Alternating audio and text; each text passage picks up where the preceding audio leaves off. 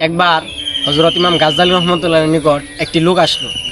আয়েশা বলতেছেন, হজরত, আমি গতকাল রাত্রে একটি স্বপ্ন দেখছি।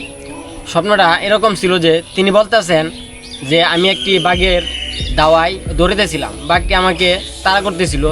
তো আমি দৌড়াইতে দৌড়াইতে একটি কূপে গিয়ে পড়লাম। ওই কূপে পড়ার সাথে সাথে একটি রশি আমার হাতে বাঁচলো। বাজার পর এই রশি দিয়ে আমি লটকাইছিলাম। তখন দেখলাম কিছুক্ষণ পর একটি সাদা ইঁদুর আসলো, আয়সা অল্প একটু রশি কাটলো। তারপর দেখলাম আবার একটি কালা ইঁদুর আসলো, আয়সা অল্প একটু রশি কাটলো। এরকমভাবে পরিস্থিতি চলতেছিল। তো পাশে একটি মধুর চাক ছিল, ওই মধুর চাক থেকে আমি অল্প একটু মধু পান করলাম। পান করার পর আমার এই ভয়ানক পরিস্থিতিটাই ভুলে গেলাম। তো হজরত ইমাম গাজ্জালী রহমতুল্লাহ আলাই এর ব্যাখ্যা করেন।